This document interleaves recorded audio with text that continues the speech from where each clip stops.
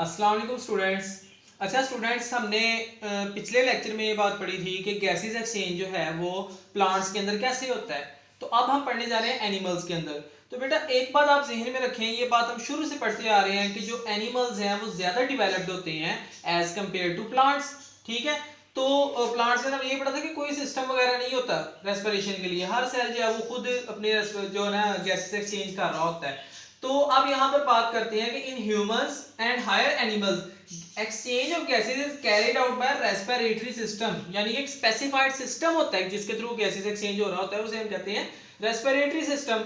ठीक है, respiratory system के दो मेन पार्ट्स होते हैं, एक होता है एयर पैसेजवे और एक होता है लंग्स। ठीक है, एयर पैसेजवे क्या है बच्चे? जब हम सांस लेते हैं, हवा को अपने अंदर लेके जाते हैं और फिर दोबारा बाहर लेकर आते हैं, तो उसके अंदर हमारे नोस्ट्रिल्स आती हैं, हमारी ये लेरिंग्स आता है, फेरिंग्स आता है, ये ट्रेकिया आता है, ब्रोंकाई आती है। ठीक है, ये सब के सब क्या है, ये एयर पैसेजवे के अंदर आते हैं। तो एयर पैसेजवे क्या है कि air passageway consist of the parts, वो वाले हिस्सों पर मुश्तमिल है by which air comes inside, कि हवा अंदर आएगी, and after exchange of gases it goes out, कि वो एक्सचेंज ऑफ गैसेस के बाद बाहर चली जाती है। सिंपल जो हमारा सांस लेने का अमल है, हवा जहां जहां से गुजरेगी उन सब जो रास्ता एक बनाते हैं उस सारे पैसेजवे को हम क्या कह देते हैं, एयर पैसेजवे। अब एयर पैसेजवे के कौन कौन से पार्ट्स होते हैं, हमने वन बाय वन करके सारे डिस्कस करने हैं यहाँ पर।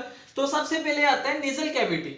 नेजल कैविटी क्या है? अब देखिए, बात सुनिए बेटा, यहाँ पर देखिए हमारे ये नोज है ना। ठीक है, नोज के अंदर ये जो कैविटी है, ठीक है, ये नेजल कैविटी है, ये यहाँ से स्टार्ट होती है और अंदर जाके खत्म होती है। ठीक है, तो बेटा ये जो नेजल कैविटी है, ये बाहर की तरफ नोस्ट्रिल्स, ये हमारी जो दो नोस्ट्रिल्स हैं, ठीक है, इनको हम नोस्ट्रिल्स कह देते हैं, और ये अंदर जाकर भी इस तरह ही ओपन, जैसे यहाँ पे बाहर को हमारे दो होल्स ओपन हो रही है ना, ऐसे ही अंदर भी दो होल्स ओपन हो रहे होते हैं, उनको हम इंटरनल नोस्ट्रिल्स कह देते हैं। और जो उनके दरमियान में, नालियों के दरमियान में खाली जगह है ना, उसको हम नेजल कैविटी कहते हैं। ठीक है, तो वो क्या करें, nose enclose the nasal cavity. ये बात तो अंडरस्टूड है कि हमारा जो नाक है ये नेजल कैविटी को एनक्लोज कर रहा है। अब उसके बाद क्या करें, it opens to the outside. Outside कैसे ओपन होगी? Through nostrils. बेटा ये हमारी नोस्ट्रिल्स है, ठीक है, आउटसाइड में नोस्ट्रिल्स। और उसके बाद कह रहे हैं nasal cavity is divided into two portions by a wall. तो बेटा आप सब जानते हैं कि हमारे नाक के दरमियान में क्या है, एक दीवार है, जिससे क्या है कि नेजल कैविटी के दो हिस्से हैं, दो पोर्शंस बन रहे हैं। ठीक है, उसके बाद वो कह रहा है कि each portion is lined by fine hairs and mucus. ये भी बेटा आप सब जानते हैं कि हमारे नाक के अंदर बाल है, ठीक है, और म्यूकस है। अब इसका फंक्शन क्या होता है? जो फाइन हेयर्स है, इन्होंने डस्ट पार्टिकल्स को फिल्टर करना होता है। हम लेट से किसी ऐसी जगह पे सांस लें जहां पर पोल्यूशन है, तो वो डस्ट पार्टिकल्स एयर में है, वो हमारे बॉडी के अंदर ना जाए, हमारे लंग्स के अंदर जाएंगे, वहां पर इन्फेक्शन कॉज करेंगे, डिफरेंट बीमारियां कॉज करेंगे। तो उसको क्या करते हैं, फिल्टर करके एयर को अंदर भेजते हैं। और म्यूकस का क्या काम होता है? एक तो ये मॉइस्चर करता है, मॉइस्चर उनके अंदर नमी पैदा करता है। ठीक है, अगर ड्राई एयर हमारे अंदर जाती रहे तो हमारे जितने भी अंदर मतलब कि लाइक दैट पोर्शंस है ना, वो सारे खुश्क हो जाएंगे, जिस वजह से बहुत ज्यादा तकलीफ होगी। तो मॉइस्चर करेगा, दूसरी बार वार्म करेगा। क्यों? हमारी बॉडी का टेम्परेचर मेंटेन रखने के लिए, क्योंकि अगर हम सर्दी में सांस ले रहे हैं तो हमारी बॉडी का टेम्परेचर फॉल कर जाएगा, जिससे इंसान की डेथ हो सकती है। अगर हम गर्मी में सांस लें तो बॉडी का टेम्परेचर बहुत ज्यादा इंक्रीज कर जाएगा। तो ये क्या करता है, ये एयर को मतलब उसका जो बॉडी टेम्परेचर के बराबर उसका टेम्परेचर लाता है, फिर वो हमारी जो लंग्स के अंदर जाती है। तो नेजल कैविटी के अंदर से एयर गुजर गई है। अब नेजल कैविटी से आगे कहां पर जानी है? नेजल कैविटी से आगे जानी है फेरिंग्स। ठीक है, फेरिंग्स क्या है? Nasal cavity open into pharynx by means of two small, ये बच्चे ये लेट से कि ये हमारी दो इंटरनल ओपनिंग्स आ रही हैं, ठीक है, और यहाँ पर इस तरह आगे फेरिंग्स होता है। ठीक है, इस तरह दो इंटरनल ओपनिंग्स हैं और ये आगे से फेरिंग्स होता है। ये ना बच्चे, मैं जिस तरह से आपको समझाई जा रहा हूँ ना, जो आपकी बुक में डायग्राम बनी हुई है ना, आपने एक दफा मेरा लेक्चर वैसे लेना समझने के लिए, उसके बाद आपने उस डायग्राम को ओपन करके देख लेना है और देखना है कि उस डायग्राम में वो चीजें वैसे वैसे एक्सप्लेन की हुई है कि नहीं, जैसा मैं इधर एक्सप्लेन कर रहा हूँ। ठीक है, उससे आपके कॉन्सेप्ट इंशाल्लाह बहुत ज्यादा क्लियर हो जाएंगे। उसके बाद है क्या कि वो इंटरनल ओपनिंग है वो फेरिंग्स के अंदर ओपन होती हैं। अगर pharynx is a muscular passageway, कि मतलब कि वो मसल्स का बना हुआ है, that is common to both food and air. अच्छा बच्चे, यहाँ पर ना बहुत बड़ा इशू होता है। क्या है कि ये हमारा फेरिंग्स है, ठीक है, और हमारी जो है ना सांस की नाली होती है जिसे हम ट्रेकिया कह देते हैं, और खुराक की नाली जिसे हम एसोफेगस कहते हैं, बिल्कुल एक दूसरे के साथ साथ चल रही होती हैं। और ये बेटा ऊपर जो है ना वो फेरिंग्स है। ठीक है, तो अब होता क्या कि अब अगर हम खाना खाएंगे तो वो सांस की नाली में ना चला जाए, ठीक है, अगर हम जो हवा आ रही है वो खुराक की नाली में से ना चली जाए। तो इन दोनों को डिफरेंस सेपरेट रखने के लिए ना एक स्पेसिफिक सिस्टम होता है जो कि अभी हम आगे जाके देखेंगे। तो वो ये बात कह रहा है कि एक मस्कुलर पैसेजवे है जो कि दोनों के लिए कॉमन है, खुराक के लिए भी और हवा के लिए भी, ठीक है। वो मैं आगे जाके आपको बताता हूँ कि कैसे हम खुराक और हवा को अलग अलग करते हैं। अच्छा, उसके बाद नेक्स्ट आता है लेरिंग्स, ठीक है। फेरिंग्स के बाद आता है लेरिंग्स। लेरिंग्स क्या है? Pharynx extends to the opening of larynx and oesophagus. अब ये देखें कि ये लेट्स से कि हमारी मतलब कि जो खुराक की नाली है, ठीक है, और ये हवा की नाली है, तो यहां से क्या होगा, आगे से ओपनिंग होगी लेरिंग्स के अंदर, ठीक है। अब लेरिंग्स है क्या? Air goes from pharynx to larynx. But ये आपका बहुत इंपॉर्टेंट एमसीक्यू है, ये काफी दफा बोर्ड में आया हुआ है कि फेरिंग्स के बाद हवा कहां पे जाती है? नेजल कैविटी से फेरिंग्स में गई, फेरिंग्स से अब आगे लेरिंग्स में आ गई है। लेरिंग्स है क्या? लेरिंग्स इज अ बॉक्स, ये बॉक्स लाइक स्ट्रक्चर होता है made up of cartilage, cartilage cell का बना होता है। It is present between pharynx and trachea, ठीक है, फेरिंग्स और ट्रेकिया के दरमियान में ये प्रेजेंट होता है। It is also called voice box, इसको वॉइस बॉक्स भी कहा जाता है। अब इसको वॉइस बॉक्स क्यों कहा जाता है ये मैं आपको अभी बताता हूँ।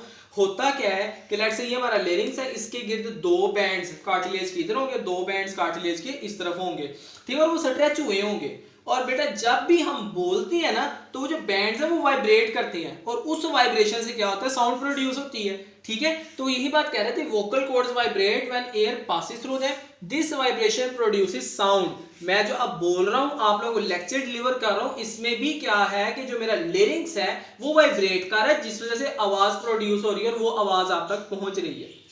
अच्छा, उसके बाद नेक्स्ट बात ग्लोटिस। ग्लोटिस क्या है बच्चे? एक नैरो ओपनिंग है at the floor of pharynx which leads to larynx. अब बेटा ग्लोटिस ना लाइक दैट इस तरह करके एक नैरो ओपनिंग होती है। तो अब देखिए मेरी बात सुनिए, यहाँ पर ना लेट्स से कि ये ग्लोटिस है, ठीक है। अब ग्लोटिस के ऊपर क्या होता है कि एक फ्लैप दिया होता है इस तरह करके, ठीक है, ये कैप होता है, इसको हम फ्लैप कह देते हैं। अब होता है कि जब हम खाना खा रहे थे ना फ्लैप इस तरह ऊपर आ जाता है, जिस वजह जो हमारा खाना है ना वो सांस वाली नाली में नहीं जाता, वो अलग अलग सेपरेट रहता है। तो वो यही बात कर रहा है कि glottis is guarded by a flap of tissues known as epiglottis. तो इस तरह बेटा क्या होता है कि जो हमारा खाना होता है और हवा होती है वो आपस में सेपरेट रहते हैं। जो खाना है वो सांस वाली नाली में नहीं जाता। क्यों? क्योंकि ये टिश्यू एक टिश्यूज का बना होता है, ये लाइक दैट इस तरह ऊपर आ जाता है, ठीक है, जब हम खाना खा रहे होते हैं। इस तरह बेटा कहते हैं कि लेट कर खाना नहीं खाना चाहिए। अगर हम लेट कर खाना खा रहे होते हैं ना तो इसका ना लाइक दैट ये जब हम लेटते हैं तो इस तरह ओपन हो जाता है इस तरह, जिस वजह से क्या होता है कि वो जो खाना है ना वो हमारी सांस वाली नाली में जाने का बहुत ज्यादा खदशा होता है। इसलिए कहते हैं कि हमें खाना लेट कर नहीं खाना चाहिए। अच्छा चलो खैर, अब उसके बाद नेक्स्ट आते हैं। अभी तक नेजल कैविटी में आई थी, नेजल कैविटी के बाद फेरिंग्स में, फेरिंग्स के बाद लेरिंग्स में। अब लेरिंग्स के बाद बेटा क्या होता है? ट्रेकिया में आती है। Trachea is also known as wind pipe. आपने अगर ट्रेकिया देखना हो ना तो बेटा जब बकरा ज़िबा करते हैं तो उस वक्त ना आपने देखा होना कि एक व्हाइट कलर का ना उसमें से पाइप सा निकलता है, पाइप लाइक स्ट्रक्चर होता है, उसे ट्रेकिया कहते हैं बेटा। लाइट है हमारे यहाँ पर ना ये ट्रेकिया हमारा, ठीक है। तो ट्रेकिया क्या है? ये 12 सेंटीमीटर लॉन्ग ट्यूब है which lies in front of oesophagus. जैसे मैं आपको पहले बता के हटा हूं कि लेट्स से कि ये हमारा ट्रेकिया जिसे हम सांस की नाली कह रहे हैं या विंड पाइप कह रहे हैं, ठीक है, और ये बेटा हमारी एसोफेगस, दोनों एक दूसरे के बिल्कुल साथ साथ होते हैं, ठीक है। तो यही बात करें कि which lies in front of oesophagus. Oesophagus का आपको पता है खुराक की नाली को कहते हैं। अच्छा, तो अगर there are C shaped cartilaginous rings, इस तरह सी शेप्ड कार्टिलेजिनस रिंग्स होती हैं present in trachea. These rings protect trachea from collapsing। अच्छा बेटा देखो, अब लेट्स से कि वो हार्ड कार्टिलेजिनस रिंग्स होती हैं। अब देखिए कोई भी चीज अगर उसमें से हवा खींच ली जाए तो वो कोलैप्स कर जाती है। अगर वो कोलैप्स कर जाएगी बेटा हमारा सांस तो बंद हो जाएगा। तो वो क्या है कि अगर उसमें हवा नहीं भी है तो वो क्या होगा? वो कोलैप्स होने से जाएगा। क्यों? क्योंकि वो कार्टिलेजिनस रिंग्स, एक हार्ड कार्टिलेजिनस रिंग्स जो है ना वो प्रेजेंट होती हैं, ठीक है।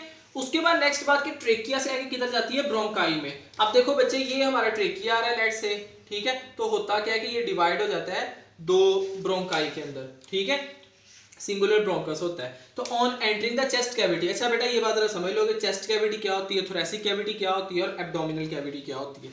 बेटा ये हमारी जो है ना चेस्ट कैविटी है, ठीक है।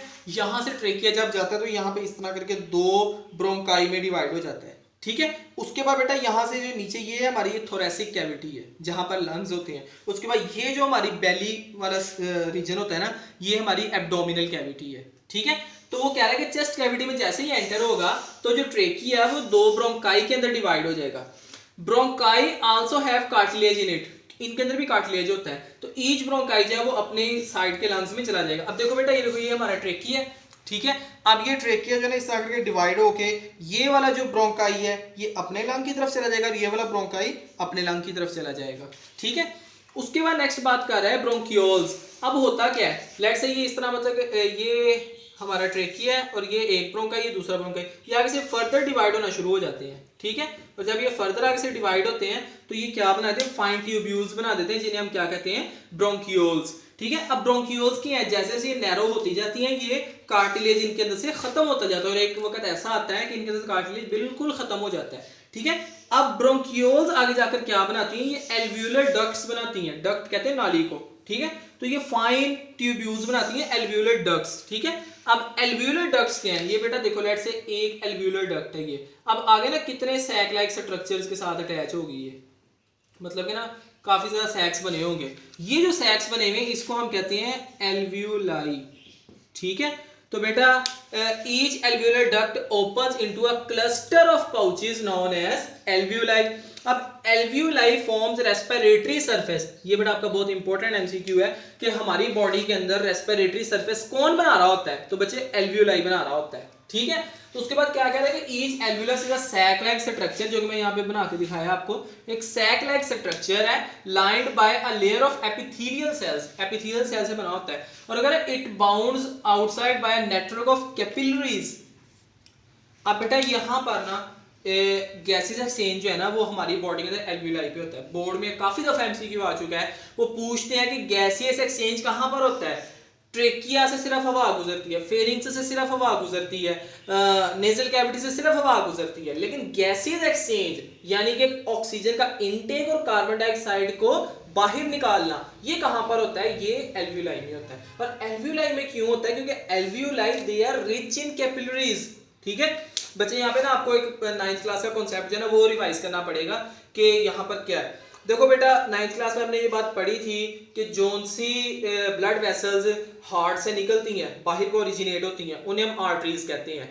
और जोन सी ब्लड वेसल्स हार्ट की तरफ जाती हैं उन्हें हम वेन्स कह देते हैं। ठीक है। आर्टरीज जो है वो डिवाइड होकर आर्टीरियोल्स बना देती हैं, आर्टीरियोल्स डिवाइड होकर कैपिलरीज बना देती हैं। और जो कैपिलरीज है सिर्फ इनके अंदर डिफ्यूजन हो सकता है। ठीक है। क्यों, क्योंकि ये थिन बहुत ज्यादा होती है, वन सेल थिन होती है।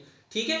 इसी तरह जो कैपिलरीज है फिर वो ज्वाइन होकर वेन्यूल्स बनाती हैं और वेन्यूल्स ज्वाइन होकर वेन्स बनाती हैं और वेन्स जो है वो जाती हैं हार्ट की तरफ। तो अब गैसेस एक्सचेंज होता कैसे है कि पल्मोनरी आर्टरी जो है वो हार्ट से डीऑक्सीजनेटेड ब्लड लेके आती है। ये बात भी आपने याद रखनी है कि सिर्फ बाहर आर्टरी पल्मोनरी आर्टरी है जो कि हार्ट से डीऑक्सीजनेटेड ब्लड लेके आती है, बाकी जितनी आर्टरीज ओरिजिनेट होती हैं सारी सारी ऑक्सीजनेटेड ब्लड लेके आती हैं।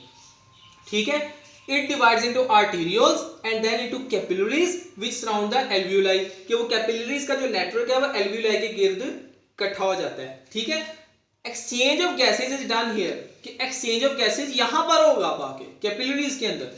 Capillaries then join to form venules and venules then join to form pulmonary vein. और पल्मोनरी वेन क्या करेगी, ऑक्सीजनेटेड ब्लड लेके जाएगी। क्यों, क्योंकि जब कैपिलरीज में ब्लड गया था उसमें जो कार्बन डाइऑक्साइड थी वो निकाल ली गई थी और उसमें ऑक्सीजन ऐड कर दी गई थी, तो अब वो डीऑक्सीजनेटेड से ऑक्सीजनेटेड बन चुका है। ठीक है। तो बेटा इस तरह मतलब कि लाइक दैट हमारा जो एयर पैसेज वे है वो कंप्लीट हो गया। अब नेक्स्ट बात करते हैं लंग्स की। ठीक है। तो बेटा ये देखो लंग्स क्या है, all the alveoli of one side constitutes a lungs. ठीक है बेटा, ये देखो ये ट्रेकिया था, ये ब्रोंकाई थी, आगे से ब्रोंकियोल्स बन गए। ठीक है। ब्रोंकियोल्स से आगे वो एल्व्यूलाई बन गए। ठीक है। ये हमारे एल्व्यूलाई बन गए। तो बेटा ये हमारा एक लंग है और ये दूसरा लंग है। ठीक है। तो वो ये बात कह रहा है कि all the alveoli of one side, एक साइड की जो एक एल्व्यूलाई है वो एक हमारा लंग बना देती है, दूसरी साइड की जो सारी एल्व्यूलाइज है वो दूसरा लंग बना देती है। उसके बाद वो क्या कह रहा है कि there is a pair of lungs in thoracic cavity, यानी कि इधर करके ना थोरेसिक कैविटी में एक पेयर होता है लंग्स का। ठीक है। एक लंग इधर है और एक लंग इधर है। ठीक है। उसके बाद कह रहे हैं इंटरकोस्टल मसल्स क्या होते हैं, तो वो बच्चे हमारे ना लंग्स को प्रोटेक्ट करने के लिए ना यहाँ पर रिब्स होती हैं, और रिब्स के ऊपर जो मसल्स होते हैं ना उन्हें इंटरकोस्टल मसल्स कह देते हैं, ठीक है। उसके बाद बेटा लंग्स के बिल्कुल नीचे यहाँ पर करके ना डायाफ्राम होता है, ठीक है, थोरेसिक कैविटी के अंदर ही।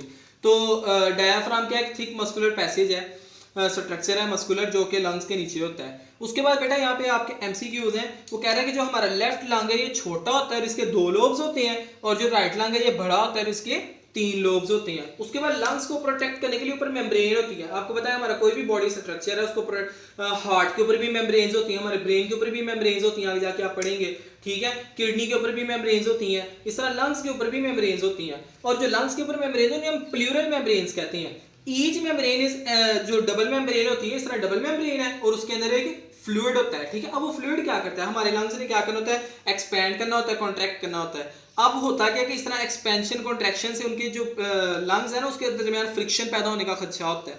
अगर फ्रिक्शन पैदा होगी सारी बात है कि पेन स्टार्ट हो जाएगी, तो उस फ्रिक्शन को खत्म करने के लिए वो फ्लूइड होता है मेम्ब्रेन्स के दरमियान में। और बेटा क्या होता है इस फ्लूइड का काम कि बेटा लेट्स से कि हम फुटबॉल खेलें, फुटबॉल आके हमारे सीधा लंग्स के ऊपर लग जाता है, तो पहले तो वो रिब्स होंगी ना जो कि उसको प्रोटेक्ट करेंगी। उसके बाद बेटा ये फ्लूइड होता है जो कि उस शॉक को एब्जॉर्ब कर जाता है, लंग्स तक नहीं पहुंचने देता। तो बेटा ये हमारे लंग्स की प्रोटेक्शन के लिए होता है प्लूरल मेम्ब्रेन। अच्छा बच्चे अब आप लोगों ने करना क्या है, ये सारा लेक्चर जो है ना मेरा आपने 1-2 मरतबा सुन लेना है। सुनने के बाद बेटा आपने वो डायग्राम ओपन कर लेनी है अपनी जो बुक के अंदर बनी हुई है, और फिर दोबारा आपने मेरा सारा लेक्चर सुनना है, ठीक है। और उसके बाद मैं आपको जल्दी से अब रिवाइज करवा देता हूँ कि हमारा वो पैसेज वे क्या था। नेजल कैविटी, नेजल कैविटी से फेरिंग्स में गया, फेरिंग्स से लेरिंग्स में गया, लेरिंग्स से बेटा ट्रेकिया में गया, ट्रेकिया से ब्रोंकाई में गया, ब्रोंकाई से ब्रोंकियोज में, ब्रोंकियोज से एल्वियोलर डक्ट्स में, एल्वियोलर डक्ट्स में एल्वियोलाई में, ठीक है। इसी तरह इसने जो है ना वापस आ जाना है। और बेटा जो दूसरा मेन पोर्शन था वो लंग्स था, इसको बेटा आपने अच्छी तरह समझ लेना है, देख लेना। अगर किसी को कंफ्यूजन हो तो वो मुझसे फ्रैंकली पूछ सकता है, कमेंट सेक्शन में पूछ सकता है, मुझे पर्सनली कॉन्टैक्ट करके पूछ सकता है। इसको बेटा आप अच्छी तरह देख लें। Thank you so much.